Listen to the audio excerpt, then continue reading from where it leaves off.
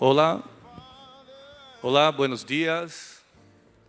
Hola, hola, buenos días. Hola, ¿se escucha? Hola, buenos días, qué bueno, qué honor, muchas gracias. Vamos a empezar entonces esta mesa, este panel, que es uno de los intentos de nuestra asociación para celebrar el aniversario, ¿no? El 40 aniversario de ALAIC, con esta mesa de 40 años de ALAIC, el devenir del campo en América Latina, que es complementaria a muchas otras iniciativas, entre ellas la biblioteca virtual, también libros que están siendo presentados en este congreso, de entre ellos del mimeógrafo a las redes digitales, narrativas, testimonios y análisis del campo comunicacional en 40 aniversario de ALAIC, organizado por Delia Crovi y Gustavo Cimadevilla, y también Tejiendo nuestra historia, investigación de la comunicación en América Latina, organizado por Delia Crovi y Raúl Trejo de Larbre. Bueno, antes de empezarmos, me pidieron que compartiese algunos avisos, ¿no? El primero es que tras esta sesión, nuestro principal adversario será el tiempo, entonces tenemos solo hasta mediodía para cerrar este panel. Habrá un carro de comida al costado de la Facultad de Ciencias Sociales para el almuerzo, y habrá también acá cerquita buses, ómnibus, saliendo al mediodía y 15 minutos y volviendo a las 13:45 a la universidad. Y otro que es un aviso que para la universidad es importante, es que la Universidad de Costa Rica es libre de humo, entonces no es permitido fumar en las dependencias de la universidad. Entonces, aviso a los fumadores que desafortunadamente no hay esta posibilidad en los espacios de la Universidad de Costa Rica, y nos pidieron que gentilmente, amablemente les informara de eso. Bueno, con estas informaciones arrancamos informándoles a ustedes que esta mesa intercalará presentaciones presenciales y videos, ¿no? Más que los videos, lapsos, tramos, trocitos de videos de personalidades que son muy queridas a todos nosotros y que serán debidamente presentadas a lo largo de la sesión. Y después de la mesa vamos a compartir los videos y una presentación con diapositivas que ha traído profesora Margarida en nuestra página web y nuestros canales, de manera que será posible seguir todos los contenidos de los videos, porque acá no será, desafortunadamente por una cuestión de tiempo, posible presentar los videos integralmente. Entonces, con estas informaciones, nuestro primero invitado, a quien agradecemos muchísimo, que hablará ahora, nació en Rovato, Italia, llega de joven a Venezuela, se forma en Filosofía y Letras en la Universidad Central de Venezuela y completa su doctorado en la Sorbona, París, creando después, en 1958, el Centro Nacional Audiovisual del Ministerio de Educación, y en 1960 el Departamento de Estudios Audiovisuales de la Escuela de Periodismo de Venezuela. Jubilado de la Universidad Central, es llamado a trabajar en UNESCO. En la entidad es designado en 1984 como subdirector general del sector de comunicaciones. Es un querido protagonista clave de la creación de ALAIC y de tantas cosas más, teniendo de entre sus libros el Comunicación y Cultura de Masas. Entonces, con gran honor y pidiendo, por favor, pidiéndoles a ustedes un fuerte aplauso, Antonio Pasquale.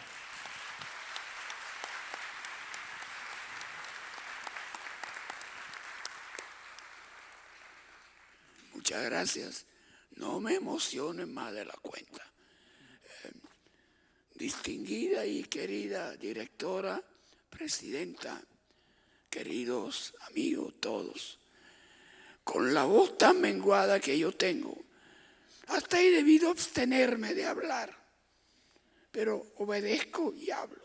Trataré de ser breve y tengan ustedes paciencia con mi voz deteriorada.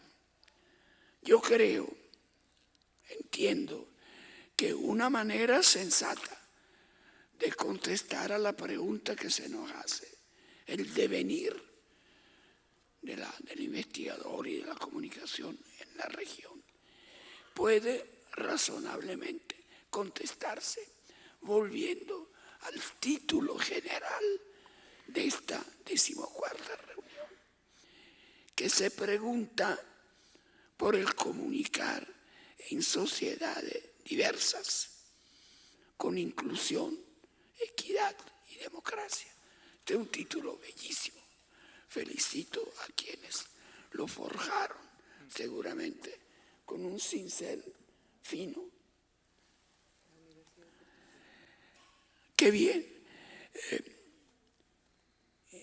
Este título plantea un problema que no es nuevo y que no es universal, y que es universal, pero que conviene aprender a conjugar en clave regional e incluso en clave nacional.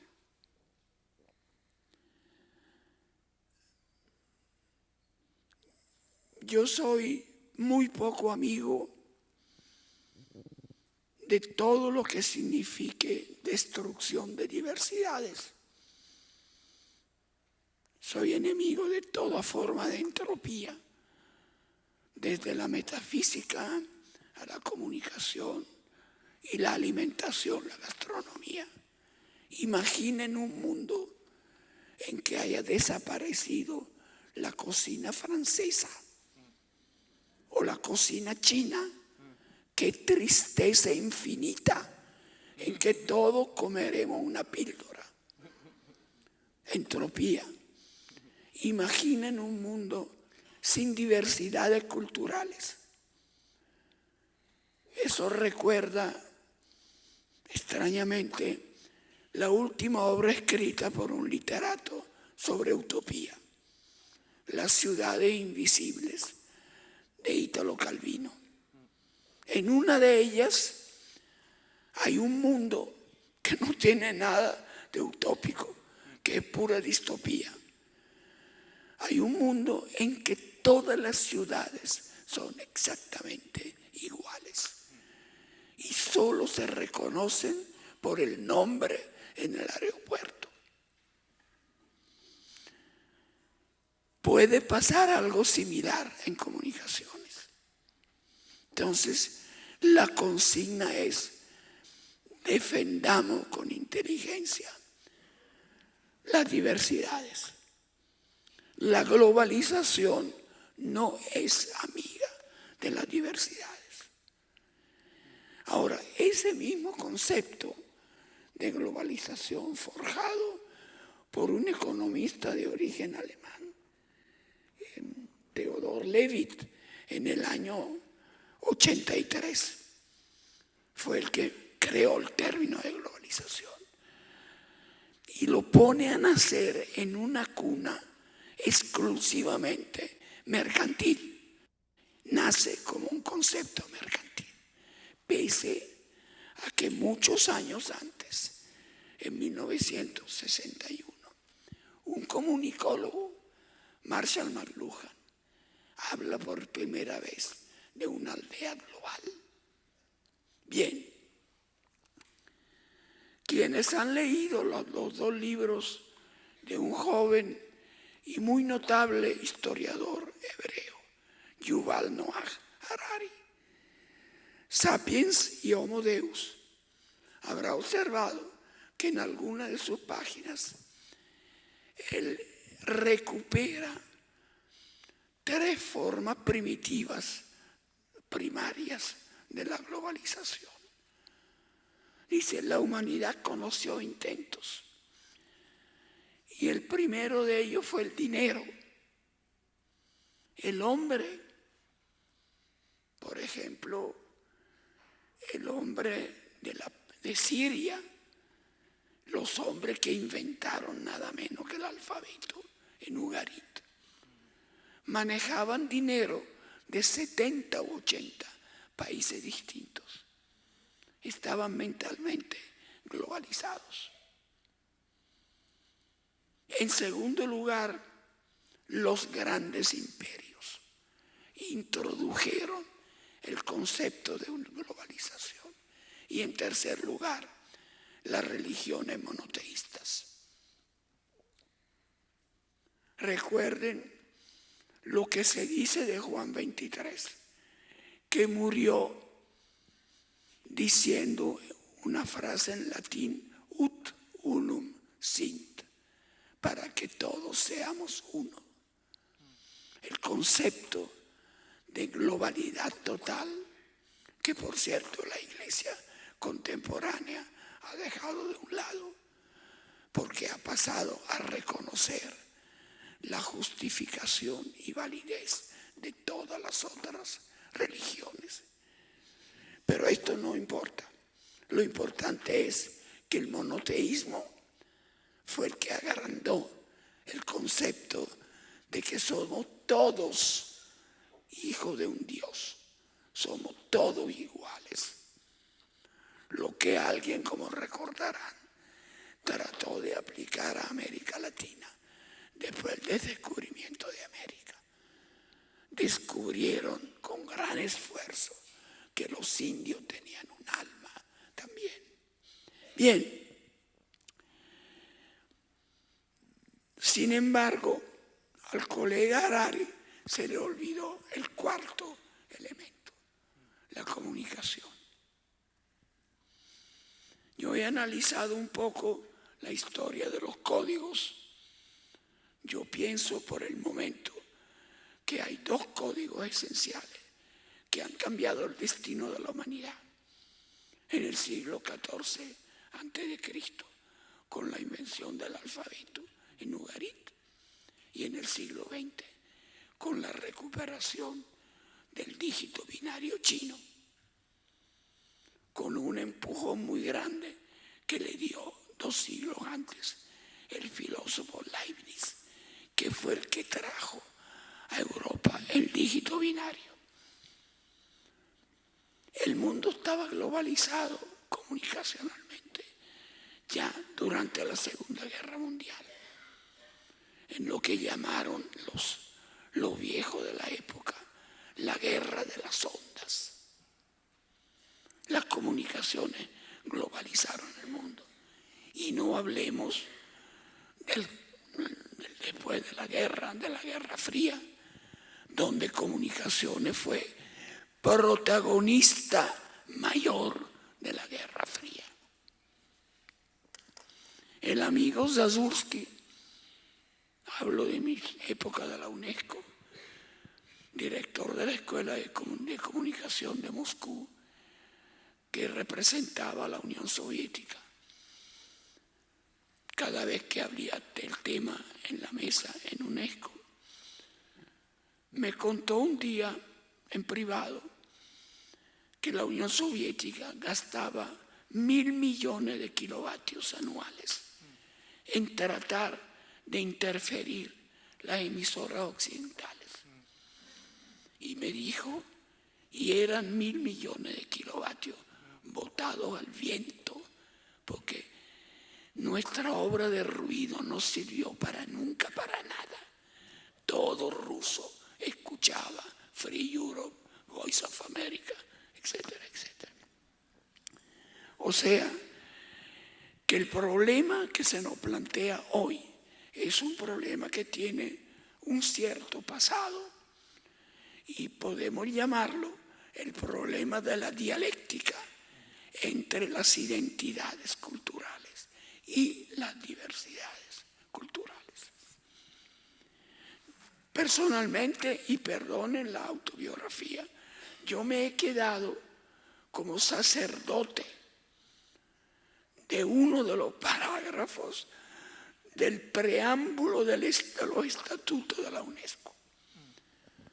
Por cierto, estatutos redactados, pocos lo saben, por un poeta norteamericano, Archibald MacLeish, en una de cuyas partes dice lo siguiente: será tarea de UNESCO salvaguardar la fecunda diversidad de las culturas. Y las palabras clave son diversidad y fecunda. Solo la diversidad es fecunda. La no diversidad es estéril. Ya no producirá nada. Cuando el mundo dentro de 17.000 millones de años sea lo que anuncian los especialistas en entropía, cuando será una sopa indiferenciada, inmóvil, tibia e inmóvil. Bueno, eso será la muerte de todas las diversidades. Entonces, concluyo mis 10 minutos. En América Latina nos toca inventar una manera original, propia, porque los problemas son propios, de salvar diversidades culturales, desde las gastronómicas a las religiosas, desde las mágico-místicas a las científicas. Al fin y al cabo, una gran parte de la teoría del subdesarrollo nació acá, en América Latina. Lo hemos olvidado. Y dentro de ese capítulo, nosotros hemos escrito el subcapítulo comunicaciones. Entonces, todo esto debe ser salvado. Al final, McBride tuvo razón cuando puso de título a su trabajo Un solo mundo, pero que las voces sean múltiples. Muchas gracias. Muchas gracias, profesor.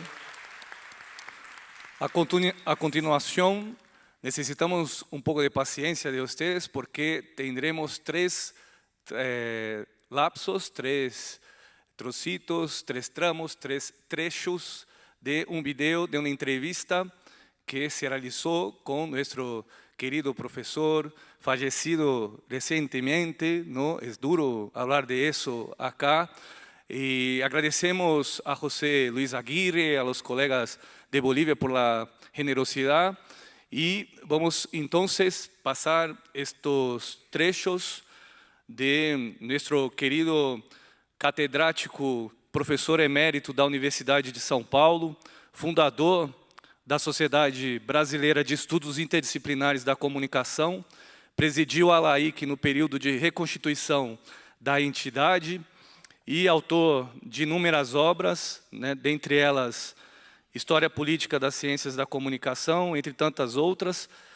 Nosso querido amigo, que partiu recentemente, mas estará sempre na nossa memória e nos nossos corações, José Marques de Mello, a quem peço um aplauso, por favor, e que será homenageado ao longo do nosso congresso, nessa celebração dos 40 anos. Justamente el trabajo de este conocimiento científico ha sido reflexionado por Luis Ramiro Beltrán, un boliviano que también hace parte de un pensamiento crítico en el continente. Usted ha llamado a esta escuela como la del pensamiento latinoamericano en investigación de la comunicación. ¿Qué caracteriza a la Escuela Latinoamericana de Investigación de la Comunicación? Bueno, la Escuela Latinoamericana de Comunicación es una escuela que empezó construyéndose en los 50 y los 70, ha tenido su mayor impacto y difusión en los 70 y los 80, y a mi juicio sigue vigente porque buena parte de estos miembros de la Escuela Latinoamericana de Comunicación son personas, entidades, personas, instituciones que siguen produciendo. Luis Ramiro Beltrán es tal vez el símbolo más evidente de la primera generación de esta escuela, como también lo es Antonio Pasquale, como fueron algunos que ya no están viviendo más con nosotros, como el brasileño Luis Beltrán, como fue Paulo Freire, aunque Paulo Freire ha sido más un investigador de los procesos educacionales que propiamente comunicacionales, aunque su visión educacional es una visión comunicacional, o sea, el diálogo hace parte de su punto de vista. Entonces, esta corriente de investigación es una corriente que tiene una característica muy nítida. En primer lugar, es una corriente crítica, pero es una corriente crítica que tiene el pie en la tierra, en la realidad. Es una corriente que une la criticidad con el pragmatismo. Você investiga criticamente los procesos con rigor científico, pero buscando aplicaciones para transformar nuestra realidad. Entonces, cuando hablo de transformar la realidad, significa aportar elementos nuevos para mejorar la calidad de la comunicación en nuestro continente. En ese sentido, la investigación hecha por la Escuela Latinoamericana de Comunicación ha intentado mezclar las dos tradiciones científicas vigentes en la primera mitad del siglo XX. La corriente más pragmática, cuantitativa norteamericana y la corriente más cualitativa y llamaríamos más crítica, más cercana a los procesos no netamente estadísticos de la tradición europea. Entonces, los latinoamericanos rompieron estas fronteras y trataron de mezclar las dos cosas porque en la tradición científica hay que buscar métodos más distintos para conocer la realidad. Pero la característica principal de la escuela latinoamericana fue justamente una escuela que no se ha entregado a la tarea de solamente hacer investigaciones para el mercado en el sentido de solucionar problemas de las empresas, ni tampoco quedarse alejado del mundo concreto, como muchas veces algunos europeos han intentado hacer, intentando no mezclarse con la realidad. Entonces, los latinoamericanos buscaron temas de investigación, objetos de investigación que tenían interés para nuestras sociedades y nuestras comunidades. Y por lo tanto han hecho investigación para transformar la realidad, para intervenir en la realidad, más bien sería este comportamiento, esta actitud de la escuela latinoamericana. Justamente el pensamiento de los primeros investigadores de la comunicación, como los postulados del profesor Everett Rogers, habrían sido criticados desde un plano eminentemente académico, por ejemplo, por Luis.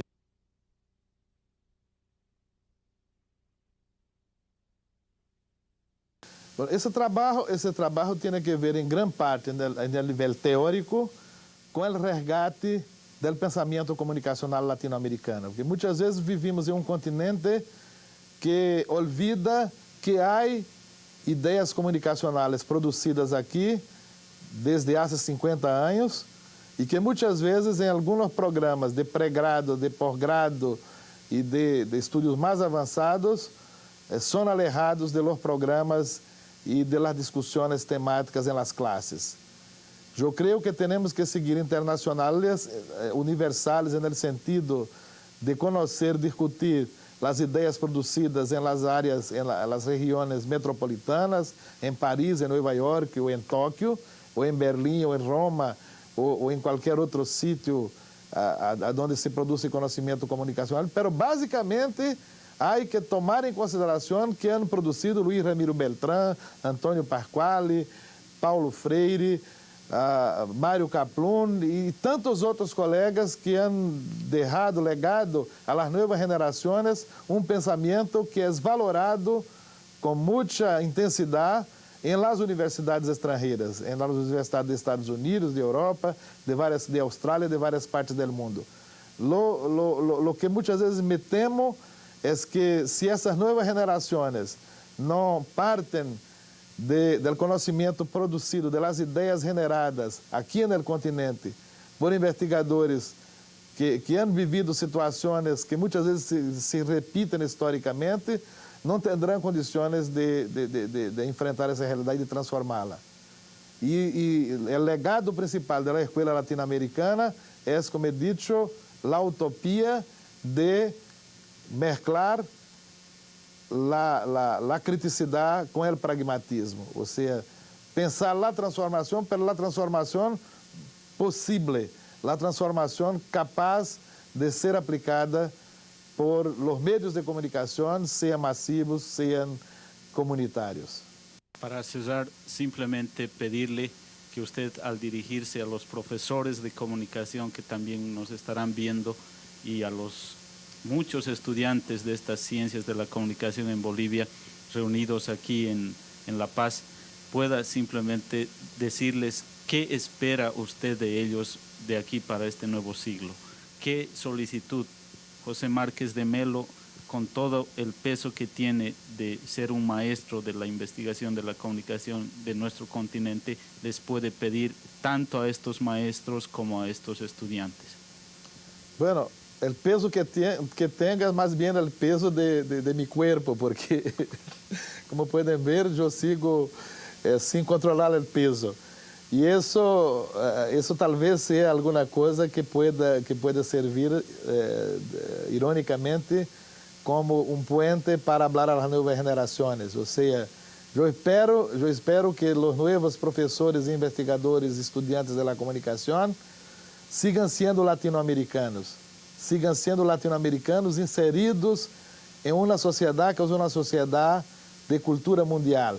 O sea, no hay que intentarnos aislarnos de este concierto de naciones que hoy caracteriza el mundo globalizado, pero principalmente preservando nuestras raíces culturales, buscando articular las diferencias que hay entre pueblos, comunidades y regiones, y sobre todo con una comprensión de que el mundo fue hecho para ser bien vivido con conforto para todos.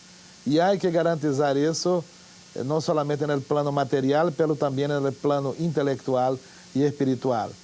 Yo estoy desarrollando desde hace algún tiempo en la Cátedra UNESCO de la Universidad Metodista de São Paulo un proyecto amplio que es de resgate del pensamiento comunicacional latinoamericano.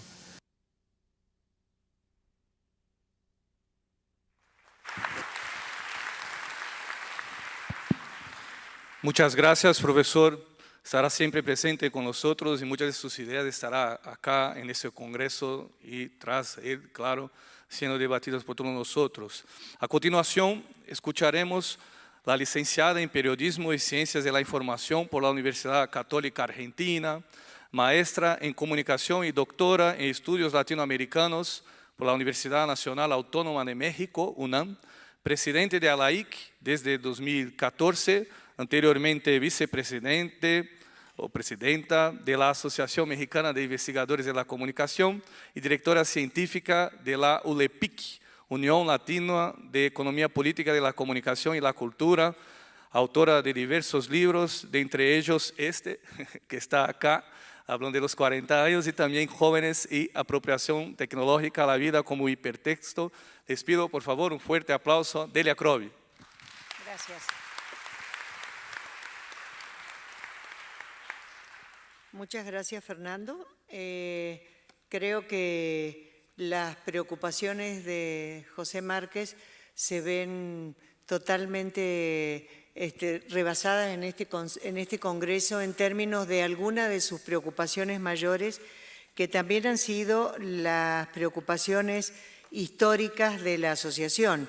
Es un lujo que tengamos en esta mesa de aniversario a Antonio Pasquali, a los grandes padres de nuestro campo, como Luis Ramiro Beltrán, Jesús Martín Barbero, a Ricardo Sol, que formó parte del Comité de Reconstrucción de la LAIC en los 90, fines de los 80. Esto habla de un devenir en el tiempo y también refleja estas sociedades diversas que se han venido manifestando en tiempos durante todos estos años. Y quiero aclararle a Antonio que la propuesta vino del tema del Congreso, vino de la Universidad de Costa Rica y la aceptamos de buen agrado desde el primer momento en que la recibimos, porque creemos que realmente refleja el momento que estamos viviendo en la actualidad. Recién cuando fui me arrimé a la cola del café, recordé dos cosas, una muy reciente que Roxana acababa de decir de los afectos, porque había mucha gente abrazándose, saludando, que hemos también construido toda una historia de gente que nos vemos, nos encontramos desde hace muchos años en cada uno de los encuentros de la LAIC, pero también una historia de recuperación de este pensamiento comunicacional latinoamericano.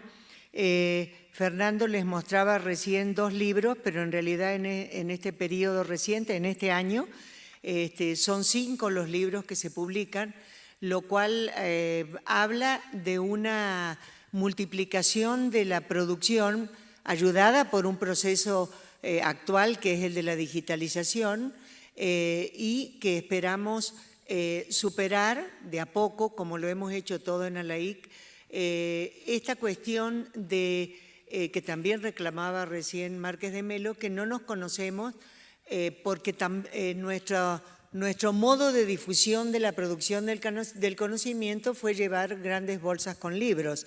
Desde que nos estamos digitalizando, que es uno de los propósitos actuales, tenemos una biblioteca digital que esperamos que todos aprovechen para subir sus materiales y hacer de esta un repositorio de la construcción del pensamiento comunicacional latinoamericano.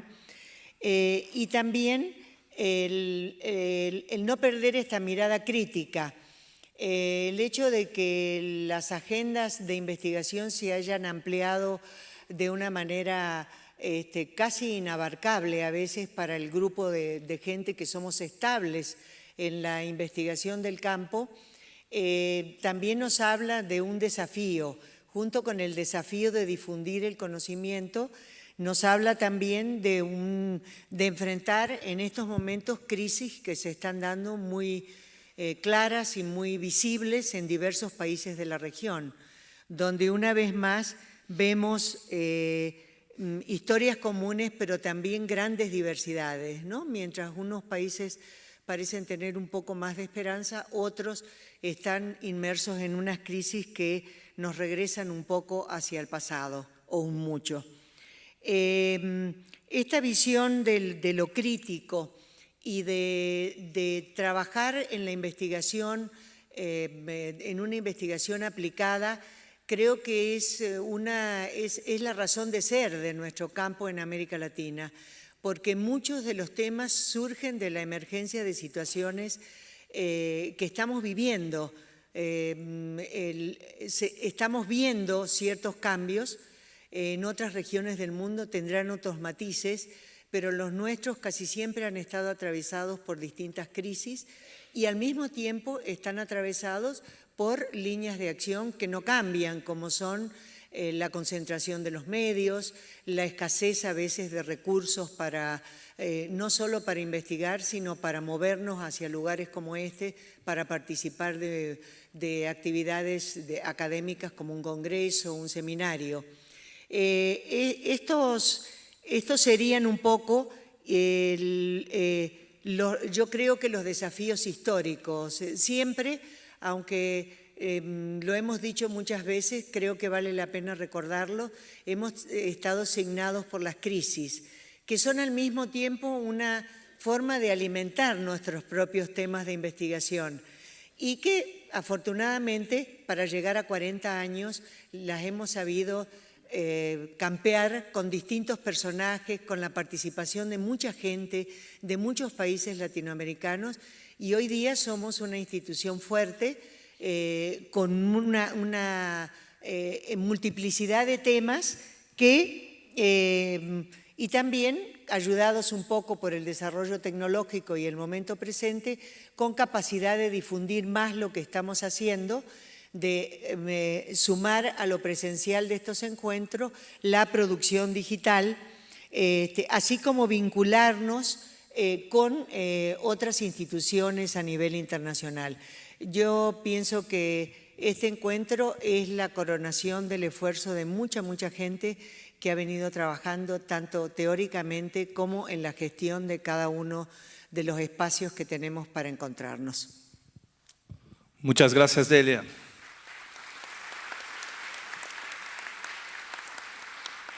Ahora vamos a ver una entrevista de un hijo de periodistas que nació en Oruro en 1930, falleció en La Paz en julio de 2015.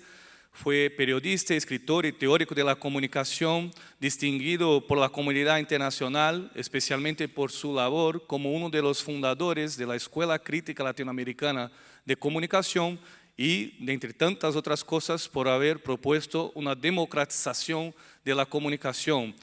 Con nosotros a través de una entrevista con el periodista Sandro Velarde, les pido por favor no solo la paciencia, sino un fuerte aplauso para nuestro querido Luis Ramiro Beltrán, también presente acá en este congreso con sus ideas y propuestas. Quisiéramos empezar, doctor, la conversación aduciendo un poco lo que nos ha mostrado el documental. Nos habla precisamente de su amplia trayectoria en el campo de la comunicación social, en el campo de la investigación en Latinoamérica. Precisamente esta forma comunicacional que se presentó en aquellos tiempos, estoy hablando de la década de los 70, conoció o partió también de otros pioneros de la comunicación, tal el caso del venezolano Antonio Pasquali, el belga Armand Matelar, sí, y por supuesto de su persona, usted, doctor. Yo quisiera conocer cómo se fue formando la escuela crítica, la escuela latinoamericana de investigación de comunicación. Gracias, sí, cómo no. Fue un tiempo muy interesante, un tiempo de gran dinamismo que yo recuerdo con mucho afecto, porque tuve muy buenos compañeros y eso que estábamos regados por todo el mapa. Es decir, comenzaría por decirles que se trataba en realidad de un movimiento espontáneo que surgió con mucha vivacidad a cabeza de los años 70, pero que tenía algunas raíces ya en los 60. ¿Qué quiero decir con movimiento? Que no era una organización central con un secretariado básico, con un instituto donde alguien estuviera haciendo los análisis y conjugando a la gente. No. Éramos, digamos, un conjunto de francotiradores aislados que en algún momento llegamos a darnos cuenta que pensábamos parecido y comenzamos a intercambiar materiales, a acudir a reuniones y a conjugar ideales. ¿No se conocían ustedes? No, no. Por ejemplo, yo estaba estudiando en Estados Unidos entre el 65 y el 70 el doctorado en comunicación. Y nunca supe hasta el 69 de la existencia de un libro que es fundamental en este campo, que es precisamente de Antonio Pasquali, que es del año 63. Yo considero que el término de precursores de la investigación en comunicación que ha sido generosamente dado en la jerarquización que ha hecho el doctor José Márquez de Melo, una universidad metodista desde Sao Paulo, a quien más corresponde, fundamentalmente por ser el más antiguo, además del talento, es Antonio Pasquali, por ese libro de 63. Y de ahí adelante, pues varios comenzaron, otro de los más antiguos con un libro del mismo año, que tampoco conocí sino del año, creo que 69 o 70, fue Eliseo Verón, un investigador argentino de la línea semiológica como estructuralista, ¿no? Entonces eso también está considerado sin duda un gran precursor. Y así había gente. Más tarde, al final de la década del 60, surge el educador Paulo Freire en Brasil, que daría pie a formulaciones de democratización de la comunicación a la cabeza de los 70, ¿no? Cuando ya está en el exilio en Chile. Y entonces, pero esta palabra que he pronunciado viene a ser la clave, yo quisiera destacarla. Se trata de un movimiento en favor de la democratización de la comunicación. Un conjunto de analistas de distintas tendencias, inclusive, digamos, no de una uniformidad ideológica. Había, qué sé yo, un gran marxista como Armand Matelar, extraordinario colega, pero había, digamos, socialcristianos como Fernando Reyes Mata, había, yo diría, hasta liberales, había socialdemócratas, había gente también sin identificación con ninguna tienda en particular. O sea, era un movimiento bastante amplio. Por eso digo, no era una cuestión organizada, sino coincidente. Ahora bien, entonces, ¿pero qué los unía? La reclamación por la injusticia en materia de comunicación, por la falta de equidad, por la concentración del poder de comunicarse en minorías al interior de cada país, en perjuicio de las mayorías, y en minorías de unos pocos países poderosos sobre el conjunto de los países llamados en desarrollo o subdesarrollados. Ese era el esquema, digamos, geográfico intelectual en el que surge esta inquietud de denuncia, de protesta, que poco a poco se va convirtiendo también en propuesta. Claro. en propuesta de cambio. Le voy a contar lo que sí. Doctor, en aquellos tiempos predominaba el modelo, digamos, laswelliano, el modelo de Lazarsfeld, Sí. es decir, que asignaba a los medios de comunicación desde un punto de vista neto tecnicista, es decir, directo.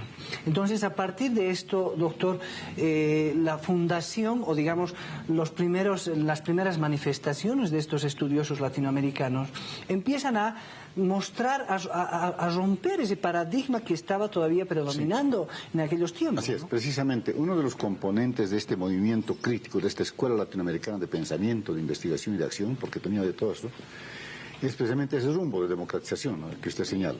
Y justamente es interesante que el primer libro que se escribe proponiendo ya la propuesta de comunicación, de democratizar la comunicación, se escribe en Bolivia, ¿no? Y por razón de exilio, de quien escribe eso, se publica en Perú.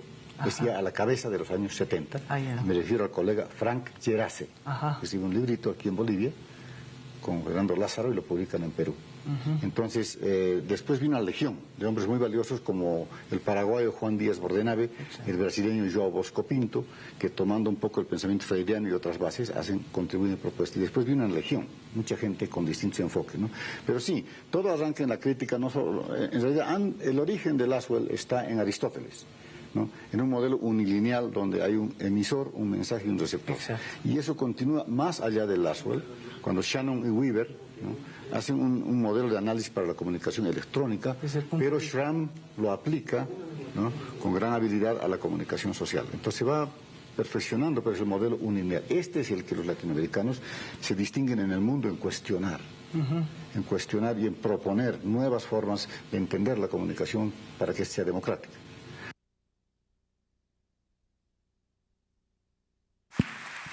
Gracias, profesor Beltrán, por todo. Hay otros videos que recogemos del profesor Beltrán que vamos a también compartir, agradeciendo nuevamente a los queridos colegas de Bolivia, con también entrevistas que estaban listas desde su participación de Beltrán en acciones en Congreso de Intercom. Pero todo ese material, como decía, estará después disponible en línea, haciendo este puente especialmente entre la Escuela Crítica Latinoamericana y la historia de nuestra asociación.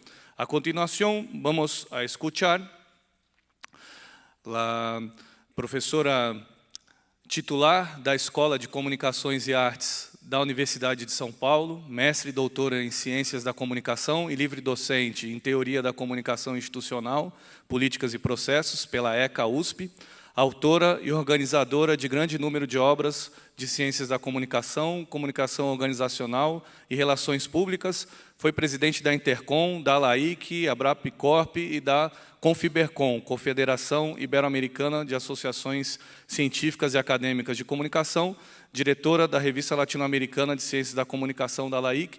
Peço para vocês, por favor, um aplauso, professora Margarida Conche.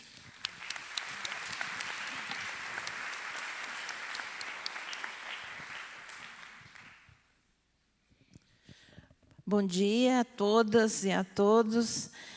Primeiramente, eu quero parabenizar por esse congresso, por celebrar aqui na Costa Rica os 40 anos da LAIC, é muito simbólico, e parabenizar todo o esforço, né, que as últimas diretorias da LAIC têm feito para mantê-la tão vibrante, tão viva, né, para todos nós, né, o Henrique, que está aqui, ex-presidente, o professor Pasquale e todos, muito feliz, né, ver assim o êxito, né, da nossa entidade.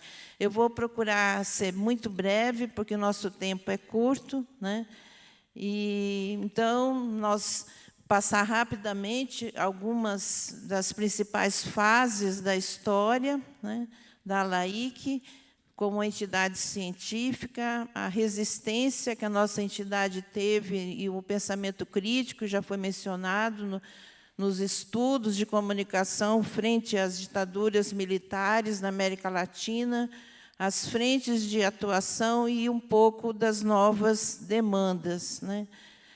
Como já foi colocado, né, aqui, foi criada em 1978, e por dois grandes protagonistas que já se pronunciaram, o professor Antônio Pasquale e Luiz Ramiro Beltrán, né, dentro de todo esse contexto. Eu gostaria de ler aqui o depoimento que nós colhemos na revista da ALAIC, em 2008, em comemoração dos 30 anos. Né? Então, Jesus Martim Barbeiro disse: o que caracterizou a decolagem institucional da investigação latino-americana em comunicação institucional foi uma mescla da utopia democrática e solidariedade militante com os exilados da Argentina, Brasil, Chile e Uruguai, com um marco comum que fizera verdade. Isso que constituía nosso objeto de estudo. A ALAIC nasceu pobre em recurso, o que nos obrigou a pôr a trabalhar a imaginação e por aí ir afora para reunirmos, aproveitando congressos e seminários sobre temas vizinhos ou para financiar projetos como as bibliografias nacionais de investigação em comunicação que publicamos nos anos 80, mas com uma enorme riqueza de pensamento que provém da pluralidade de origens intelectuais dos seus associados. A diferença do que se produzia rotineiramente na academia nesse momento e que teria como elemento legitimador textos norte-americanos provenientes de psicólogos sociais ou de analistas de conteúdo. Na ALAIC se juntaram e reuniram filósofos, semiólogos, com antropólogos, historiadores, sociólogos e politicólogos. Então, foi nesse cenário, né, que a ALAIC deu seu ponto de partida. E, como foi mencionado, então foram produzidas essas bibliografias, né, nesses países. Então, a ALAIC teve um papel histórico na questão da defesa, da democratização, da comunicação, os estudos críticos, né, o enfrentamento nas ditaduras militares, né, também foi uma outra marca importante. E, nos anos 80, a famosa década perdida, então, houve todo um esforço, né, já não dá para contar, essa história já foi bastante contada, está em textos, não vou aqui detalhar, mas eu gostaria, então, de destacar uma iniciativa pioneira que foi em 1988, no colóquio Brasil-México, né, estudos comparativos de comunicação. Aqui está um documento histórico assinado pela Intercom, a MIC e outras entidades de comunicação, convocando uma assembleia para Florianópolis. Né? A partir de Florianópolis, a grande Assembleia de Reconstituição, liderada pelo professor Marques de Mello, presidente. Eu trabalhei também juntamente com o Ricardo Sol. Nós éramos do corpo diretivo, né, da ALAIC, produzimos, então, esses boletins, né, com Javier Stenô Madrid, Raul Fontes, Henrique Sanches. Então, fomos batalhando para posicionar a ALAIC, né, na comunidade científica internacional.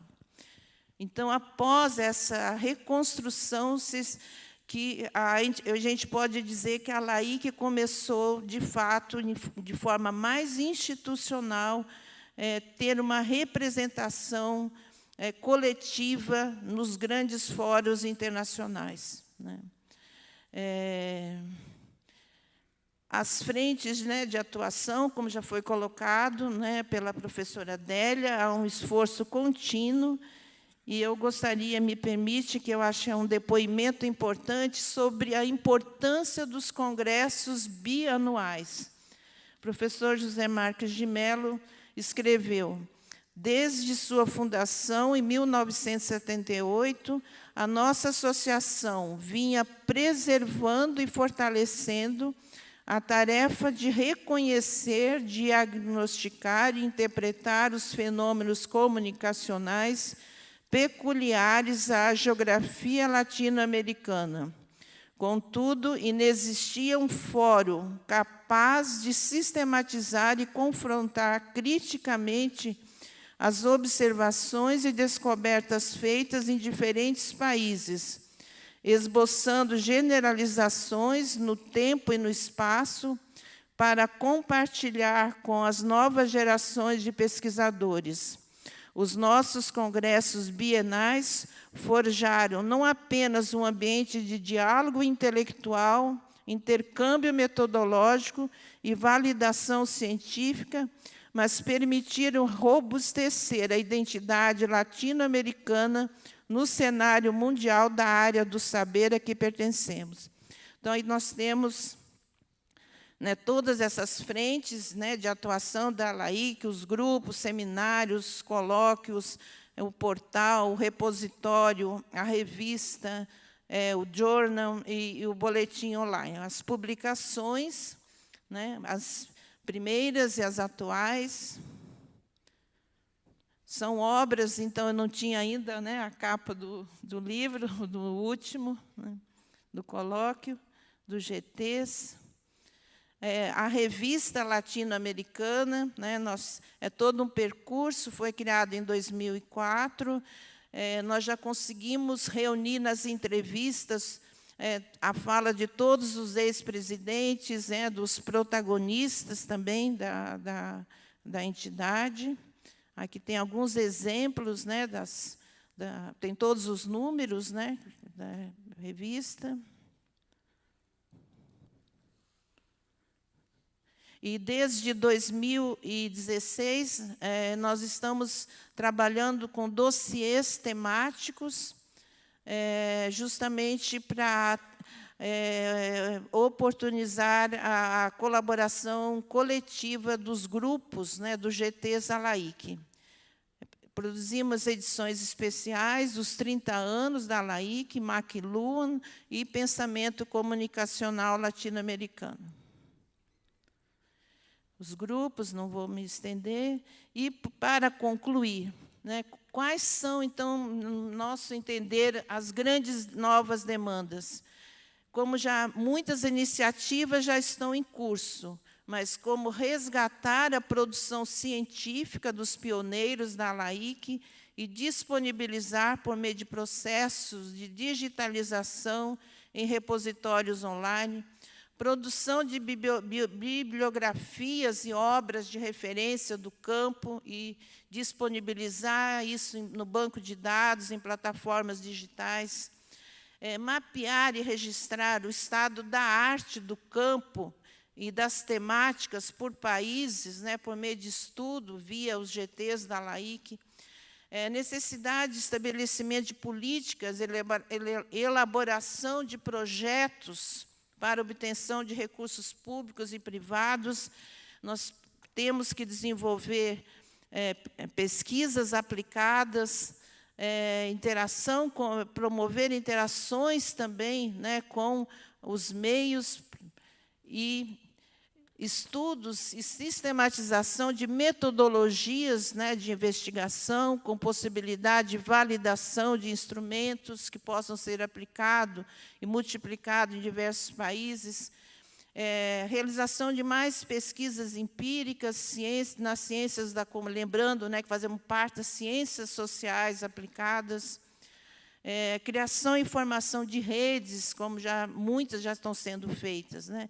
E, para concluir, nestas 4 décadas de história, a LAIC percorreu um rico caminho, contribuindo na articulação dos pesquisadores e na difusão da singularidade e pluralidade da produção científica do campo das ciências da comunicação, assim como do pensamento comunicacional latino-americano, ao comemorar seus 40 anos de conquistas, seguiremos firmes para celebrar as bodas de ouro em 2028.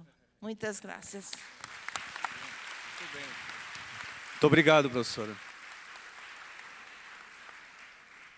Bueno, de entre los fundadores de la asociación estaba un profesor que trabajó en la Universidad de Brasilia, ahora está jubilado, pero sigue allá como investigador, y traemos un video con la entrevista suya.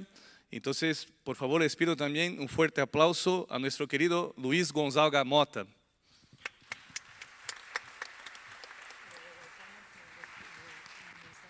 En la década de 70 había en varios países, incluyendo Brasil, un deseo por la creación de una entidad que representase, que integrase y representase los investigadores de la comunicación en América Latina.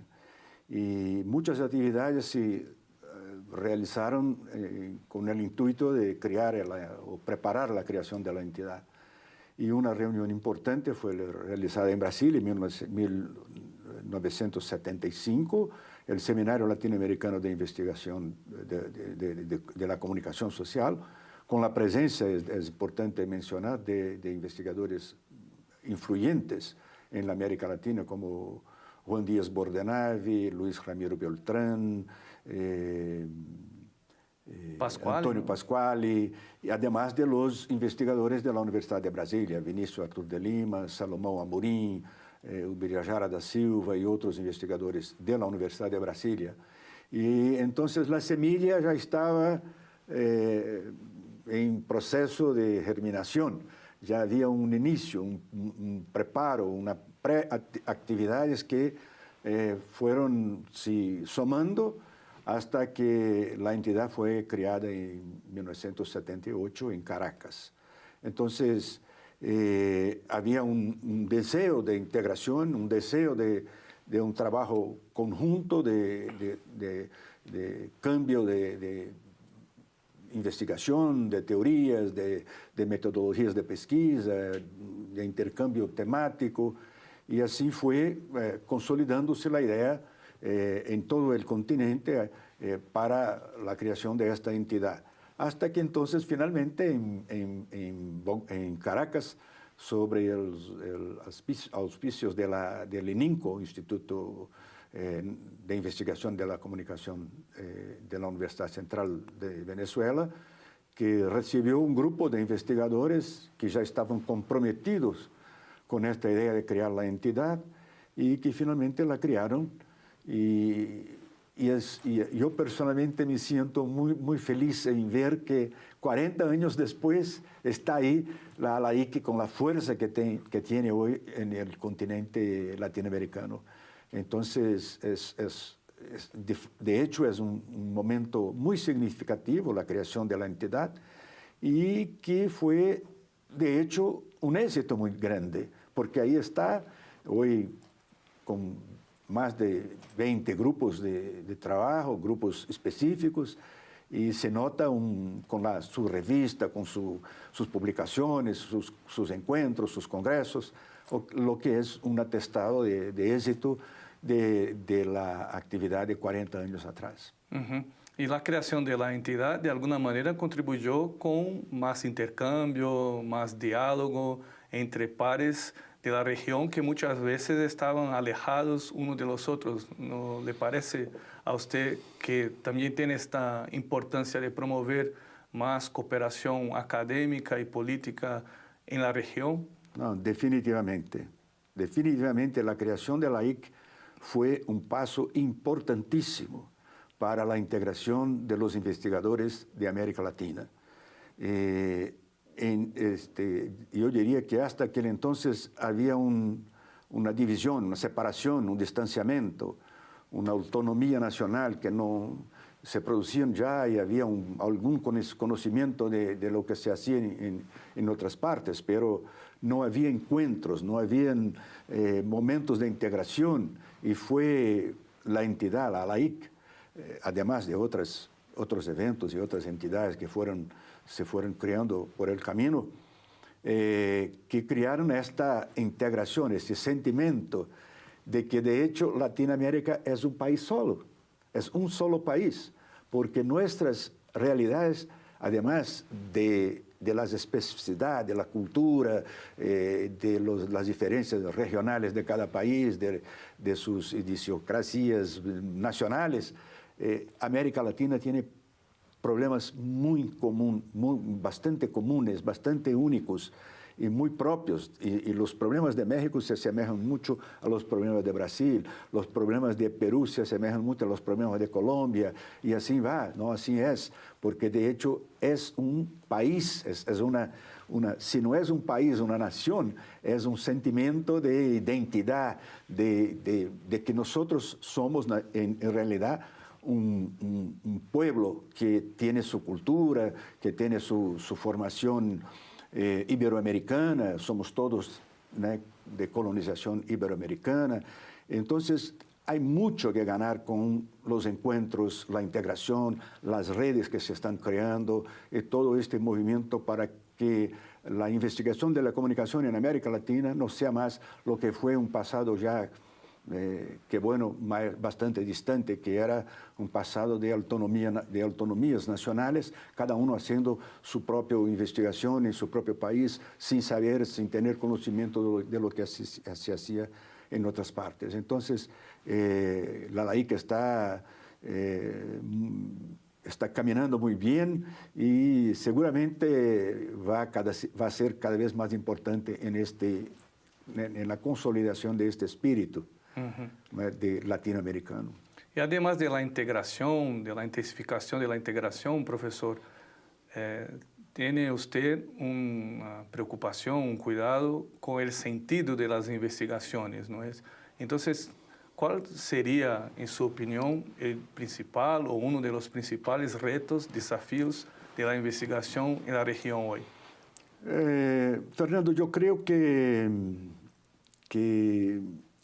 esto ya estaba presente 40 años atrás, el deseo de que la investigación de la comunicación en América Latina no sea una investigación puramente científica, puramente académica, puramente aislada en su nicho, en su núcleo aislado, ¿no? Que sea algo que se integre en la sociedad.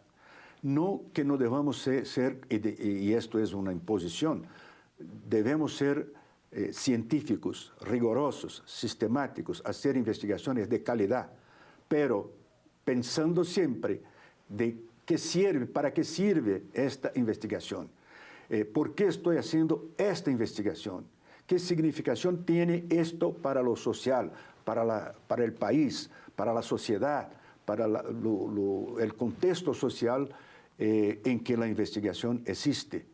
Y además son estas sociedades, estos contextos sociales los que financian a la investigación. Entonces, los investigadores de la comunicación, como investigadores de otras partes, manteniendo su carácter de investigación rigurosa, científica, sistemática, etc., tiene que tener siempre un ojo, una visión, una manera de involucrar su investigación en las temáticas nacionales, en las temáticas que nos preocupan, en las temáticas que son las temáticas sociales de nuestros países. Muito obrigado, professor Mota. E agradecendo ao professor Mota, a gente agradece também o professor Salomão Amorim, dos fundadores da associação, que será entrevistado e o vídeo estará depois disponível nos nossos canais. Ahora vamos a escuchar personalmente, presencialmente, uno de los recuperadores, ¿no?, de nuestra asociación en este periodo de reestructuración de los 80, 90, como hablaba Delia, que es comunicólogo, sociólogo, salvadoreño de nacimiento, costarricense por naturalización, graduado en Ciencias de la Comunicación Colectiva por la Universidad de Costa Rica en 81 y magíster en Sociología de la misma universidad en 87, con estudios de doctorado en Formación y Comunicación en Francia, desempeñó como docente investigador y ha ejercido cargos administrativos en distintas instituciones académicas, de entre ellas la Universidad de Costa Rica. Entonces, por favor, les pido un aplauso al profesor Ricardo Sol.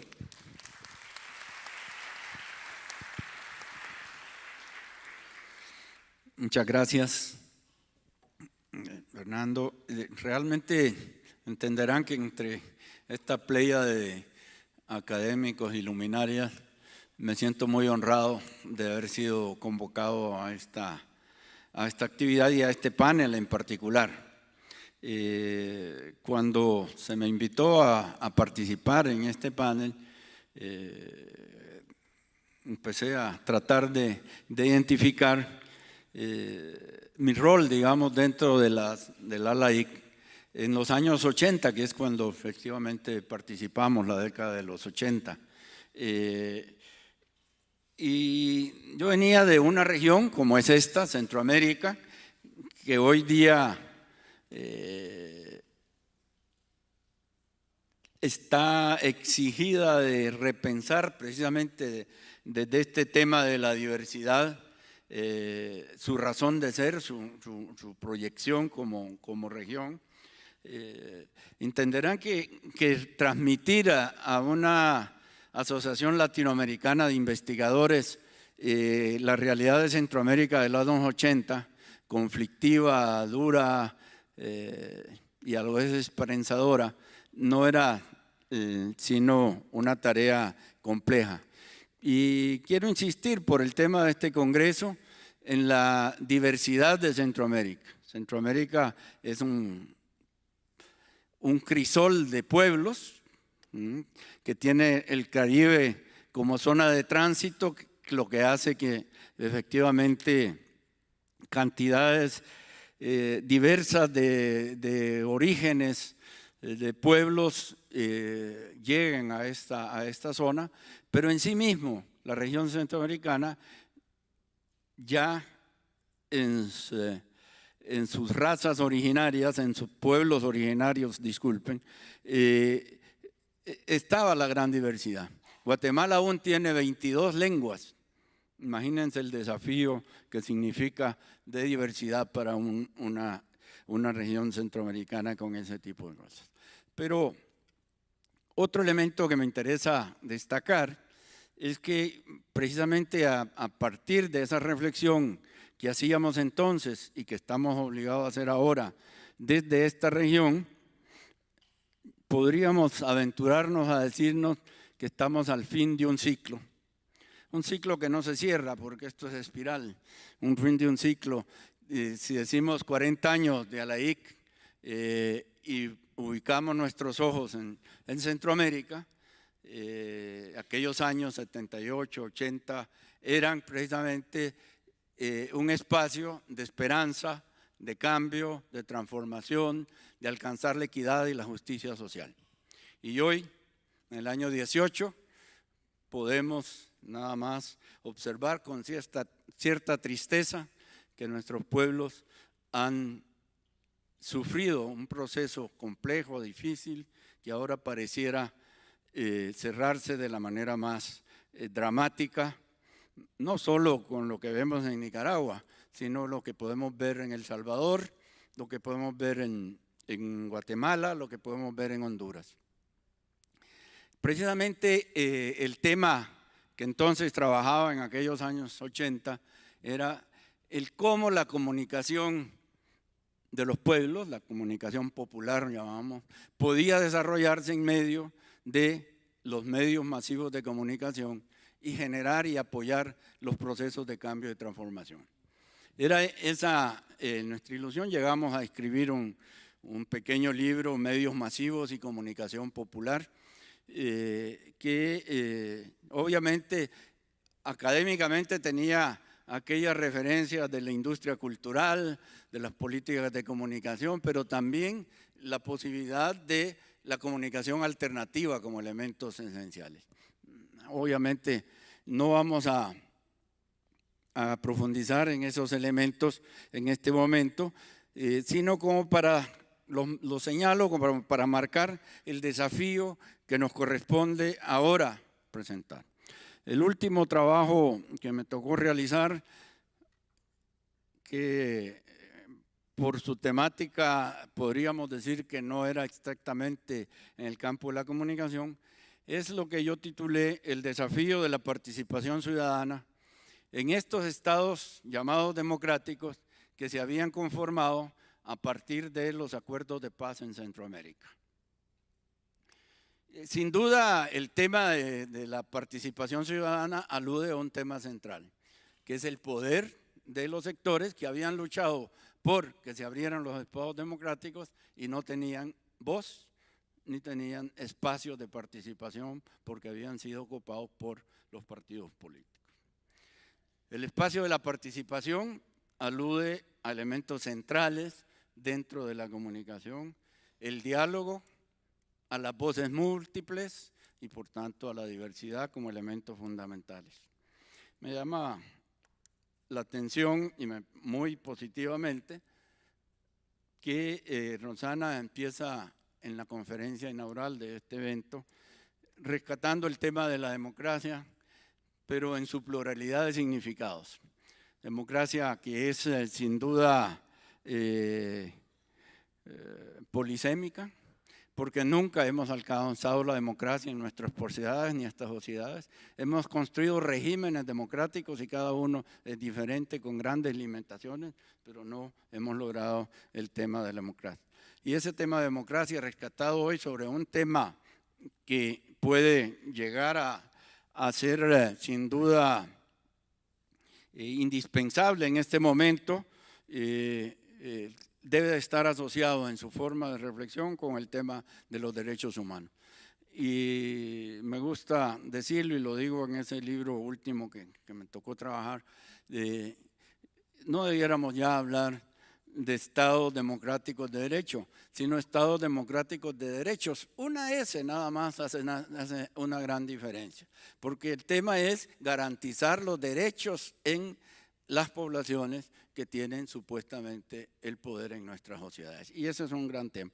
Quiero aprovechar estos 2 minutos que me quedan para usar este libro de Humberto Eco que salió póstumo para señalar un elemento que es interesante tenerlo en cuenta en este momento. Estamos haciendo 40 años y la tendencia fácil es hacia la nostalgia, pero la nostalgia no debiera de ser el tema fundamental, sino reconocer realmente el camino en que estamos. La vida no es más que una lenta rememoración de la infancia, señala Eco. De acuerdo, pero lo que convierte en dulce ese recuerdo es que desde la lejanía de la nostalgia nos parecen bellos hasta los momentos que entonces nos resultaban dolorosos.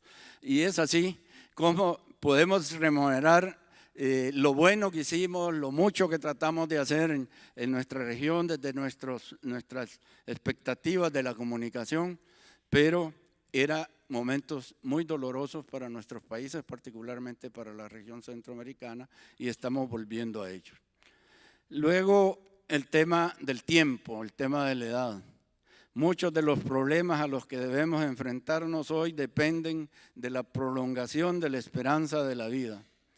Y no solamente de las pensiones, jubilaciones, también de la enorme migración procedente del tercer mundo hacia los países occidentales que se producen sin duda porque millones de personas esperan encontrar aquí comida, trabajo, todo lo que el cine y la televisión les promete, pero también porque desean llegar a un mundo donde la vida es más larga.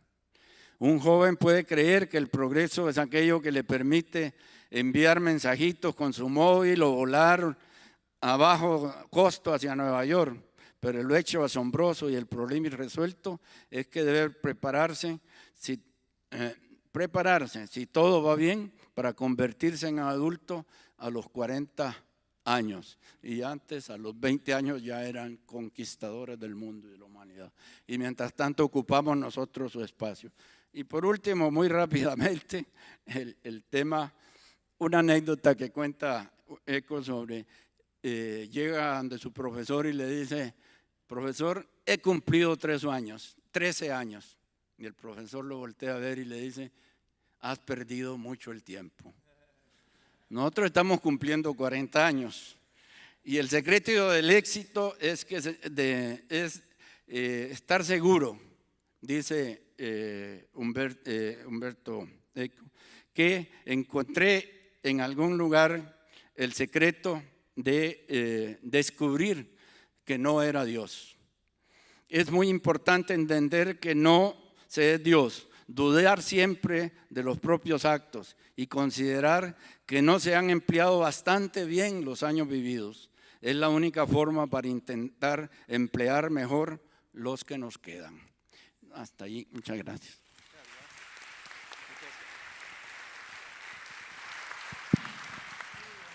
Muy bien, muchas gracias, profesor.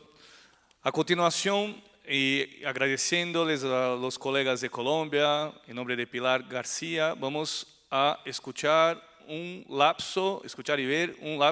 trecho, un tramo de una entrevista hecha con él, que es doctor en filosofía, con estudios de antropología y semiología, experto en cultura y medios de comunicación. De entre sus libros está De los medios a las mediaciones. Les pido por favor un fuerte aplauso a Jesús Martín Barbero.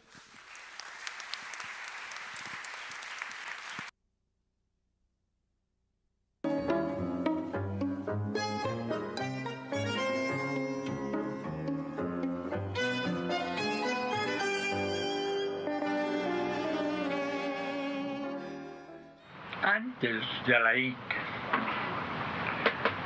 hubo 3-4 personajes: Luis Ramiro Beltrán, Pasquali, Bordenave, Patricia Anzola y Caprún.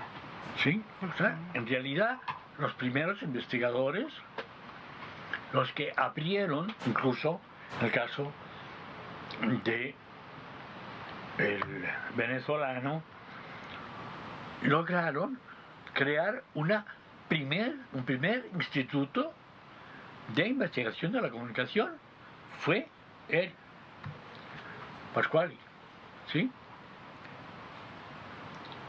Entonces, de un lado hay la figura de una institucionalización universitaria, pero por otro lado, empieza a conformarse con este primer grupo una especie de mapa de objetos de estudio. O sea, yo hice una tesis en la que la primera parte es objetivación, la segunda es comunicación y la tercera es autoimplicación. ¿Sabes? Y irrumpo la verdad aprendiendo de lo que ellos hacían. Estaban Héctor Smucker y Matelar ya en el número 2 de la revista de Comunicación y Cultura, y eran los que ponían los temas de la agenda. A mí me hicieron del campo. Realmente me llevaron de la filosofía de la mano y me hicieron presidente de la IC por año y medio. Porque año y medio yo estaba cumpliendo los 5 años en el Valle y yo me largué.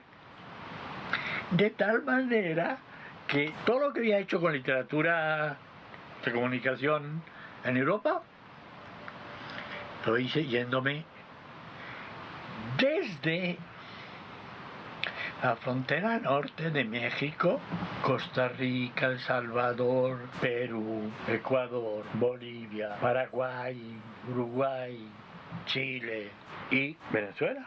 Lo que me permitió es la respuesta que le di a Germán Colmenares, que para descanse, cuando él leyó De los medios a las mediaciones. Él era un historiador muy especial. Germán Colmenares leí ese libro y se agarró la cabeza y me dijo, ¿cómo conseguiste esa cantidad de latinoamericanos? A un montón de historiadores que yo no tenía ni idea. Dije, claro, como ustedes miran para el norte, ¿sí? Yo decidí mirar para el sur.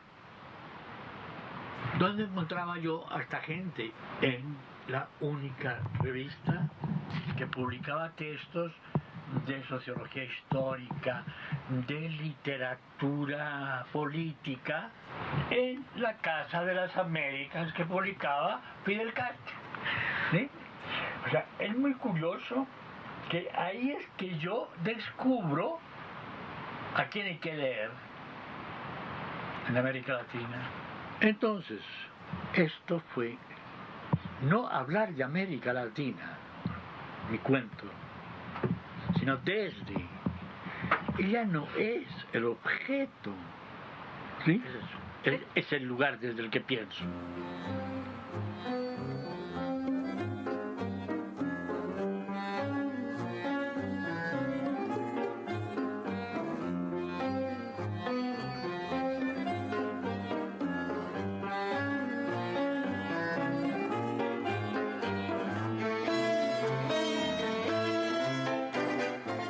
Y me enamoré de este país.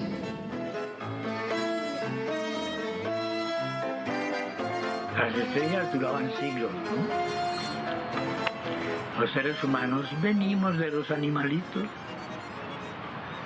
que han tenido siempre una duración bastante corta.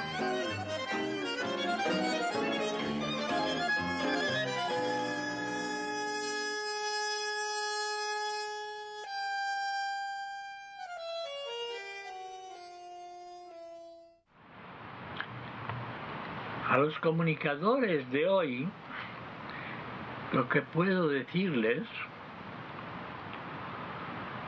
es que no se dejen masajear el cerebro suyo, ni por sus padres, ni por sus maestros, y menos por sus profesores de universidad. Porque el futuro del mundo depende de que ellos piensen con su propia cabeza la experiencia del mundo hoy. Eso es lo que les puedo contar.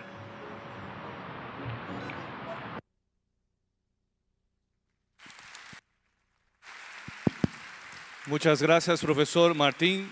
Les acuerdo a todos que la íntegra estará disponible dentro de un tiempito en nuestros canales de comunicación. Martín, que tuvo una participación como presidente de nuestra asociación, así como nuestro próximo invitado, que acá está, licenciado en Ciencias de la Comunicación, en ITESO y máster en Comunicación y Desarrollo por Stanford, doctor en Educación y Desarrollo allá también, activo gestor del campo, presidente de la Asociación Mexicana de Investigadores de la Comunicación, presidente de ALAIC, presidente de la Asociación Iberoamericana de Comunicación, profesor investigador con nosotros, y nos gustaría agradecer muchísimo por la participación, Enrique Sánchez Ruiz.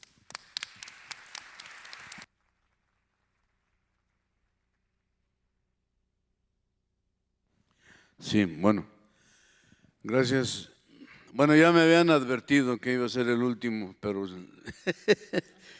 eso lo hace más fácil y más difícil. Más fácil porque, bueno, ya se dijo todo prácticamente, entonces uno puede decir, estoy de acuerdo con todos.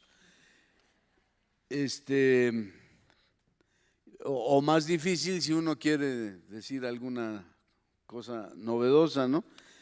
Pero bueno, nada más quiero hacer un par de apuntes muy rápido. ¿Cuánto dijiste? ¿3 segundos o cuánto? Un minuto me queda. Quiero hacer un par de apuntes nada más. Yo creo que es muy importante, además de la participación de todos estos señorones que acabamos de ver aquí y de todos los otros señorones que andan por allá y que han andado intercambiando su sabiduría con nosotros, etcétera.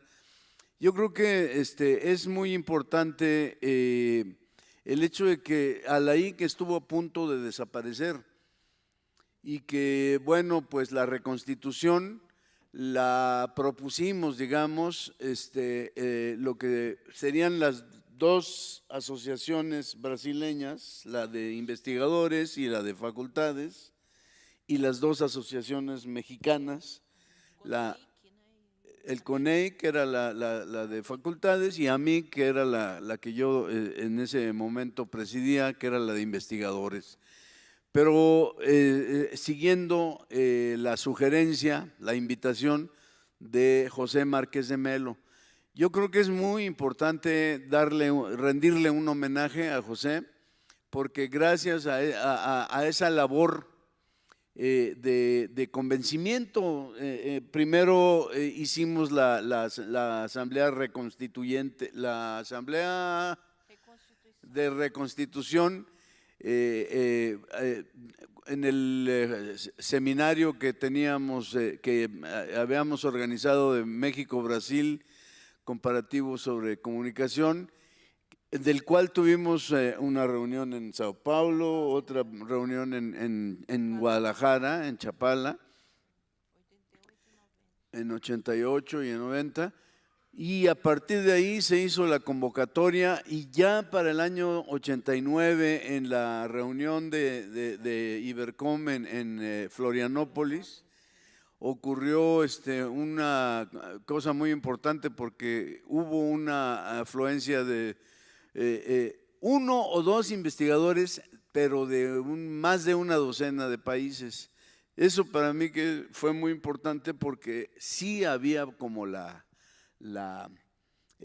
algún interés, ¿no?, de reunirnos y de reconstituir efectivamente la asociación. Entonces ocurrió esto de la reconstitución. Después de la asamblea reconstituyente, el primer presidente fue José y el segundo presidente fui yo. Y bueno, si me preguntas cuál fue tu aportación, de hecho, para el libro que traía por ahí, hubo algunos testimonios. A mí me entrevistó Celia del Palacio y algo así me preguntaba como que ¿cuál fue tu aportación? En realidad mi aportación fue haber continuado. Yo creo que era muy importante la falta de tecnología que teníamos, que José se pudo comunicar con todos, con muchos de nosotros por simple correo postal. Yo también me pude comunicar con mucha gente por simple correo postal, y bueno, continuamos más o menos generando una cierta identidad, una cierta nuevas ganas de integrarnos.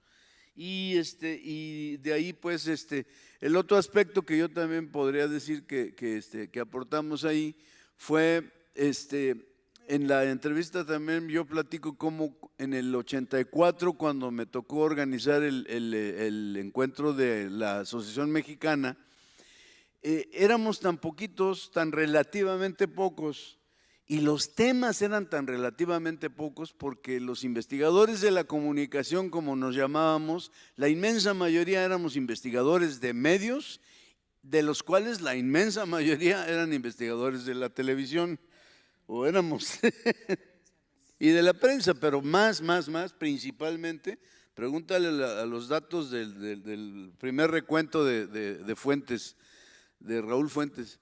El tema básicamente de investigación era la televisión. Bueno, a lo que voy es que en ese encuentro tuvimos solamente una mesa grandota, porque se prestaba, porque no había tanta variedad. Sin embargo, pocos años después, empezamos a darnos cuenta de la cuestión, por ejemplo, de los diferentes medios, de los diferentes aspectos, dimensiones, etcétera, etcétera. Y entonces empieza a diversificarse cada vez más la investigación. Entonces, es cuando nos dimos cuenta, me di cuenta de que la Intercom tenía grupos de trabajo muy bien estructurados y que trabajaban muy bien, y lo propuse para la IC. Y entonces ahí se fue notando la enorme diversidad que nos constituye, que además no es inmutable, sino que va cambiando, y por lo tanto en las discusiones que he escuchado que pues se sugiere que hay que darle la suficiente flexibilidad a la forma de estructuración de la asociación para que los grupos de trabajo pues entren y salgan conforme se van necesitando, ¿no? Entonces, en ese sentido, pues que la asociación ha ido reflejando los cambios, muchos cambios, tanto del mundo como de la propia comunidad de investigadores de la comunicación.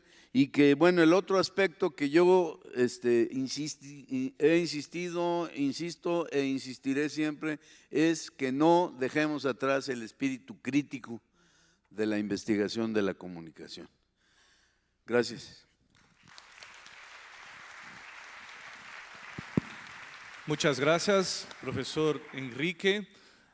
Antes de pasar la palabra a la profesora Delia para el cierre, porque no habrá tiempo para intervenciones presenciales acá, pero en nuestras plataformas habrán condiciones de intervenciones y participaciones de todos nosotros. Nos gustaría agradecerle a la Universidad de Costa Rica por el regalo de honor que ofrece a los participantes de esta mesa. Y a continuación vamos a escuchar a nuestra presidenta hablando de estos 40 años, desafíos y todo eso en segundos, ¿no, Delia? Muchas gracias. 3 segundos.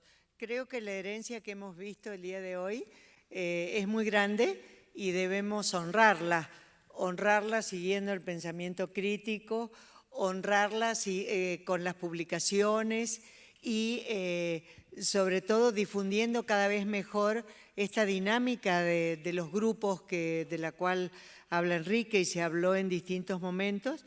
Creo que realmente tenemos un desafío muy grande. Los de ahora son otros, automatizar los sistemas de información, los sistemas de comunicación, cuando fue una asociación que empezó con el correo, ¿no? Entonces yo los invito a todos a seguir participando en la asociación, a seguir alimentando la biblioteca digital y estos espacios presenciales, a dinamizar los grupos, a comprender que la agenda de investigación cambia y es muy dinámica, y sobre todo lo que dije al principio, a honrar esta historia de 40 años. Muy bien, muchas gracias, Delia. Muchas gracias a la IC, que sigamos juntos. Buen almuerzo a todos y buen trabajo en los grupos por la tarde.